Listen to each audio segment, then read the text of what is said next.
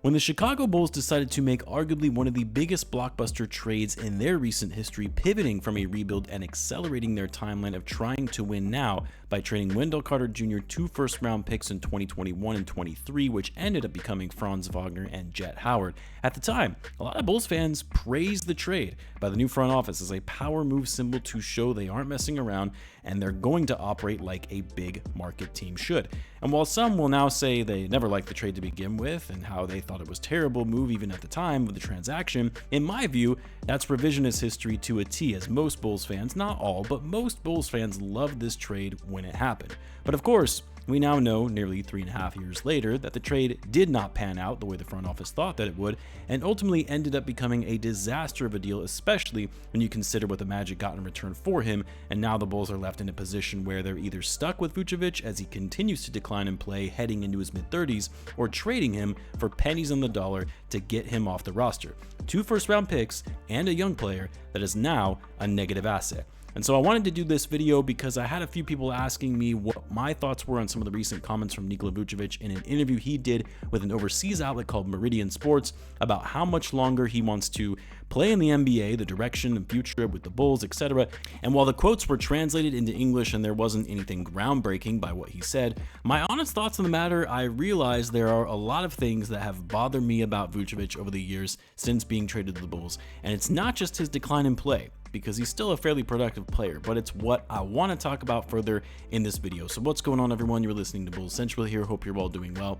Now, I'm going to admit here, I was one of those Bulls fans who liked the Vucevic trade when it happened. And I'll even admit, which I know is going to drive people crazy, that I'm still saying this, but I'll even admit that the trade, when it was made, again, have to emphasize when it was made, was not a bad trade. I still maintain that. Like, people seem to ignore the fact that when the Bulls traded for Vucevic, he was having the best season of his career. He had just been selected as an all-star. He was putting up 24.5 points per game and near 12 rebounds to go along with a career high in assists, and he was shooting the best he's ever shot in his life, shooting over 40% from deep on over 6 attempts per game. He literally was one of the best bigs in the league who had improved his shooting to become an effective floor spacer in the pick and pop, but also have the footwork and post moves to finish down low.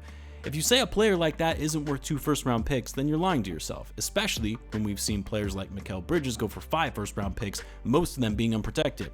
I know this is going to rub a lot of people the wrong way because it means I'm coming to Acme's defense, but it's true. The problem, though, and what AK and Mark obviously didn't anticipate and made plenty of mistakes along the way and doubling down on this, is they didn't anticipate that Vucevic would never really have his heart and head into being in Chicago. Never really bought in and committed to being part of this organization. Now granted, obviously he didn't ask to be traded, probably didn't even want to be traded as he'd spent most of his career in Orlando, had his family out there, and getting traded to Chicago probably was a shock to him. But throughout Vucevic's tenure in Chicago, he's just never really carried himself well. I know he's not an emotional guy, he's pretty stoic on the court for the most part, but he's really never looked engaged. His body language, his attitude, half the time seems like he doesn't even want to be out there. This past season, a lot of that frustration boiling over, getting into heated exchanges with Billy Donovan on the bench, slamming the bench with his towel after getting fouled out of a game, getting teed up multiple times for complaining to the ref when he's getting beat to the basket, saying things to the media about how he's been the one sacrificing, and sometimes even pointing fingers at others when things aren't going well. At no point, though, at least not to my knowledge or recollection anyway, has Vuce ever said, you know what, I just need to be better. I need to be better by my teammates. I need to be a better leader, a better mentor. I need to make the most of this situation that I'm in, even if it's not ideally what I wanted.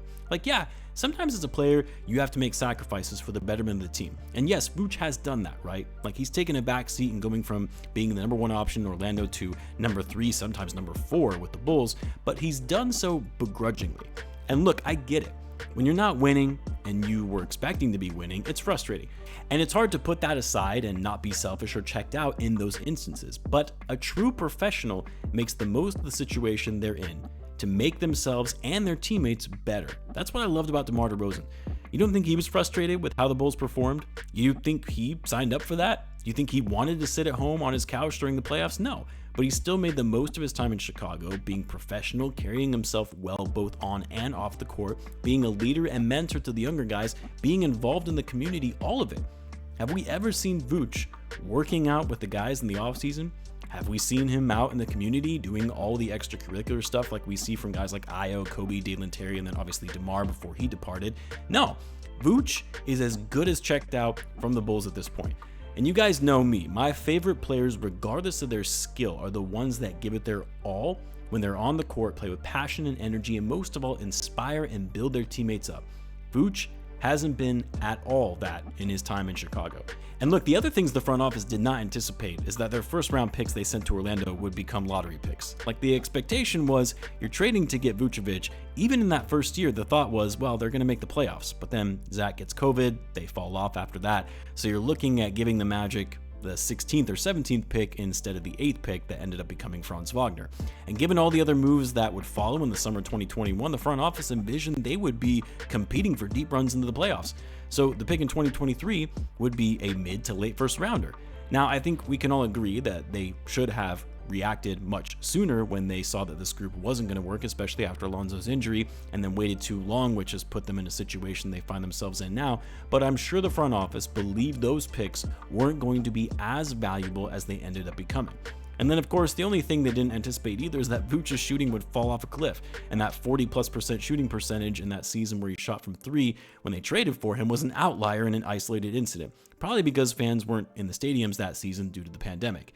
And boy, did those shooting numbers fall off where teams this past season started leaving Vucevic wide open from behind the arc. And even wide open, Vooch still had one of the worst three-point shooting percentages on wide open attempts in the NBA.